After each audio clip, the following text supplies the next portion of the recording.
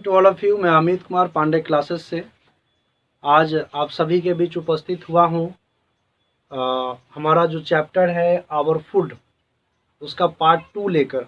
Part 1 में मैं आप सभी को इस चीज़ के बारे में मैंने बता चुका है, न्यूट्रिएंट्स के बारे में, टाइप्स ऑफ न्यूट्रिएंट्स में protein, carbohydrate, fat, vitamin, minerals, इन सभी के बारे में विथ एग्जाम्पल मैंने आपको बहुत अच्छी तरह से एक्सप्लेन किया है पार्ट 1 में। अगर आपने पार्ट 1 नहीं देखा है तो मैं डिस्क्रिप्शन लिंक दे दूंगा इस वीडियो के नीचे, आप ज़रूर देख लें, तब जाके आप पार्ट 2 को देखें ताकि आपको समझने में आसानी हो। ठीक है ना। दूसरी बात ये है कि अगर आप मेरे वीडियो को लाइक नहीं किए हैं, सब्सक्राइब नहीं किए हैं तो ज़रूर कर दें, ताकि आपको हमेशा मैं जो कुछ भी इस चैनल में डालूंगा आपके पास वो पहुंचते रहे। ठीक है ना। तब हम लोग चलते हैं पार्ट 2 की तरफ। पार्ट 2 में क्या क्या पढ़ना है, रफेज के बारे में, वाटर के बारे में, जंक फूड के बारे में और प्रिजर्वेशन ऑफ फूड के बारे में हम लोग आज पढ़ेंगे। ठीक है ना। तो बारी बारी से देखते हैं रफेज क्या है। ठीक है, चलिए तो सबसे पहले हम लोग रफेज के बारे में जानते हैं। ठीक है ना। रफेज का दूसरा नाम क्या है, फाइबर। रफेज को ही हम लोग फाइबर भी कहते हैं। Is very essential for our health, it is not a nutrients. मैंने आपको पहले ही बताया ये न्यूट्रिएंट्स के पार्ट से अलग है, काइंड से अलग है। 5 तरह के न्यूट्रिएंट्स होते हैं जो मैंने पहले आपको बता चुका है। ये न्यूट्रिएंट्स में नहीं आते हैं, फिर भी बहुत ही ज़रूरी है हमारे हेल्थ के लिए। ठीक है। Roughage helps in removing waste. ये क्या करता है, हमारे शरीर से वेस्ट निकालने में मदद करता है। देखिए होता क्या है कि हमारा जो पेट होता है वो खुदरापन होता है।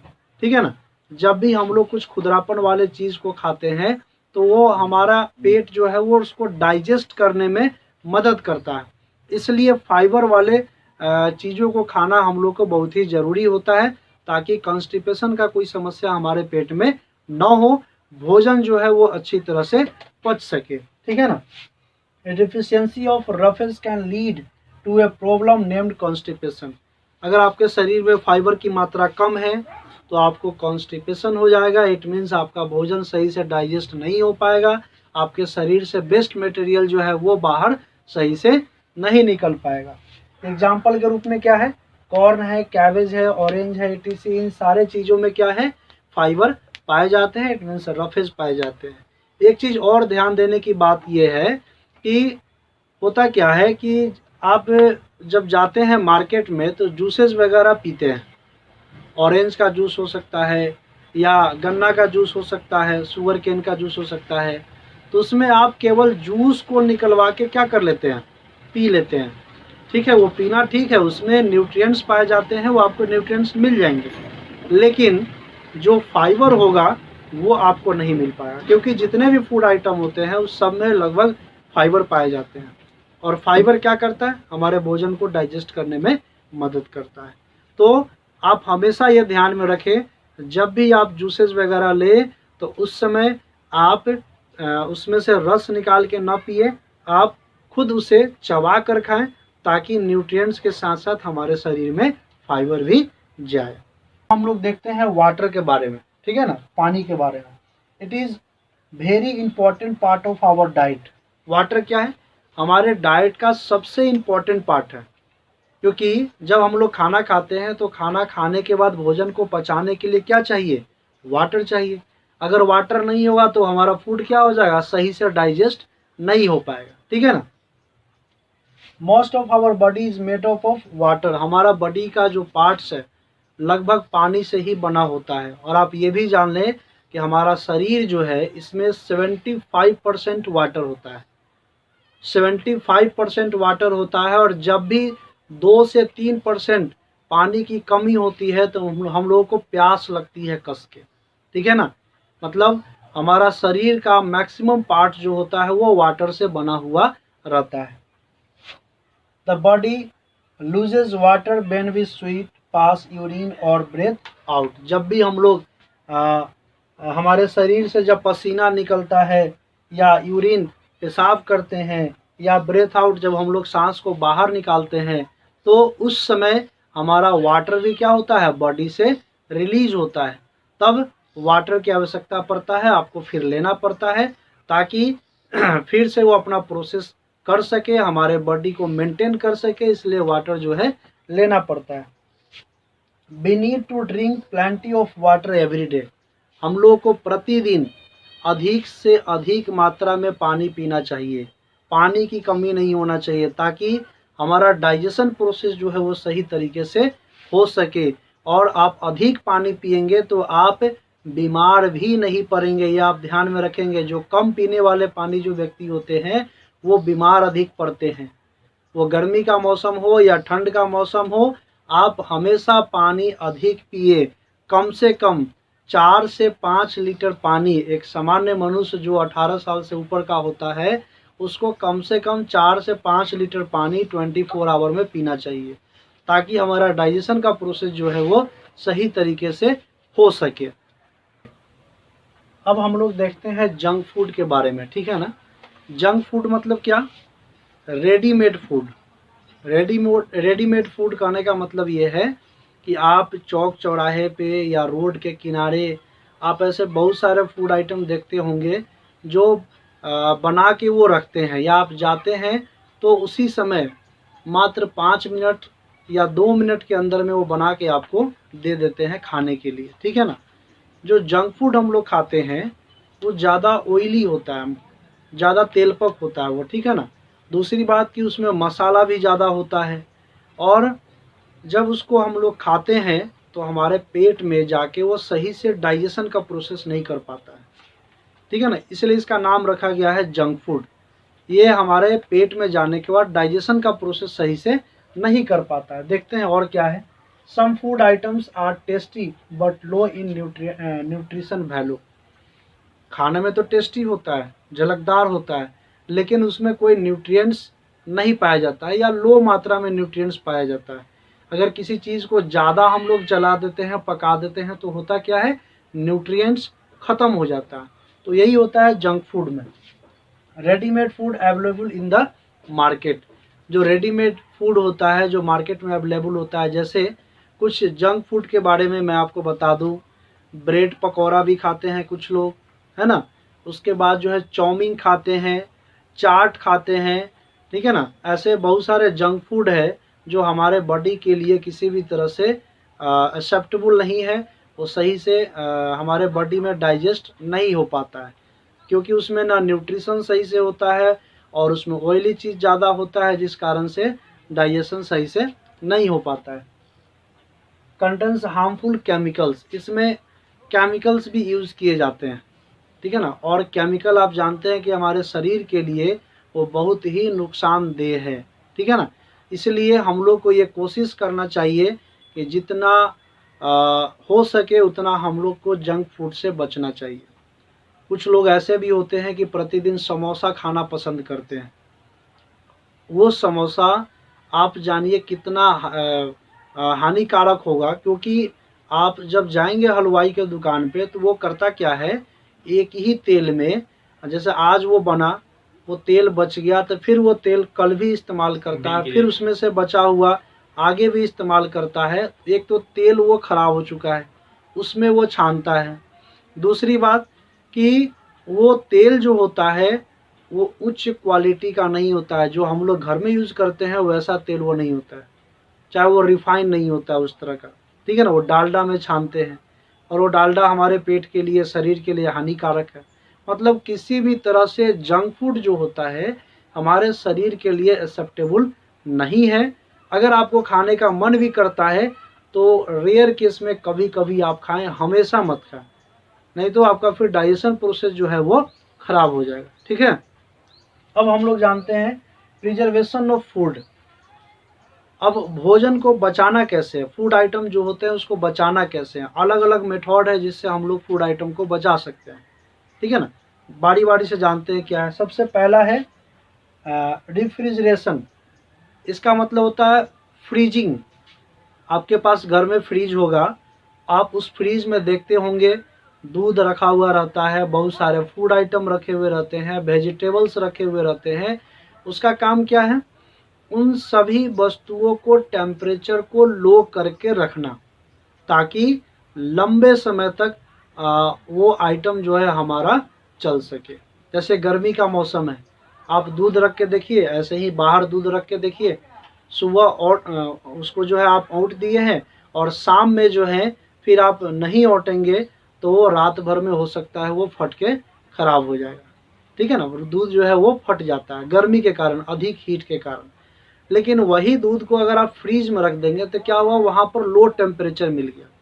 तो लो टेम्परेचर होने के कारण क्या है, वो दूध हम रात तक, सुबह तक जो है हम लोग उस दूध को चला सकते हैं। उसी तरह से वेजिटेबल के साथ भी है। अगर वेजिटेबल को आप फ्रीज कर देते हैं, फ्रीज में डाल देते हैं, तो उससे होता क्या है कि इन्वायरमेंटल टेम्परेचर से वो बच जाता है और उसको लो टेम्परेचर मिलता है, इसलिए वो वेजिटेबल लंबे समय तक हमारे फ्रीज में रहता है। जब मन करता है उसमें से निकाल लेते हैं और फिर उसका हम लोग इस्तेमाल कर लेते हैं, ठीक है ना। तो रीफ्रीज करके, मतलब फ्रीज में डाल के हम बहुत सारे वस्तुओं को जो है लंबे समय तक चला सकते हैं। इट मीन्स फूड को प्रिजर्व कर सकते हैं, ठीक है। दूसरा है कैनिंग। Canning means bottling. बोतल में जो हम लोग फूड आइटम वगैरह रखते हैं वही है कैनिंग।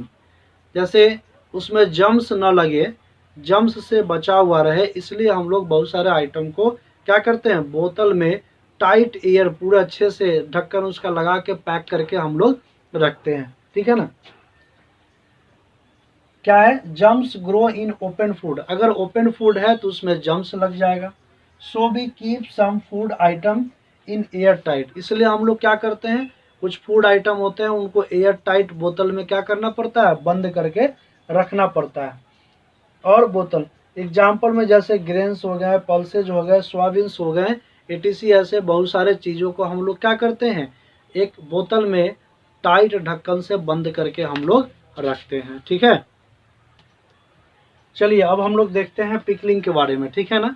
पिकलिंग मतलब क्या, आप प्रतिदिन भोजन के साथ साथ कुछ अचार वगैरह भी लेते होंगे, ठीक है ना। वो अचार क्या है, वो पिकलिंग है। पिकलिंग करने का मतलब क्या है, देखते हैं पहले। Raw vegetables and the unripe fruits are preserve in a mixture of salt, spices and oil in the form of pickles. जैसे आयरन को बचाने के लिए हम लोग क्या करते हैं, उस पर पेंटिंग वगैरह चढ़ा देते हैं ताकि वो लंबे समय तक चले, ठीक है ना। सेम उसी तरह से रॉ वेजिटेबल्स हो या फ्रूट हो, उसको बचाने के लिए हम लोग उसमें कुछ स्पाइसेस, ऑयल और कुछ साल्ट वगैरह जो है उसमें मिला देते हैं। इससे होता क्या है कि वो फूड आइटम जो है हमारा लंबे समय तक चलता है, ठीक है।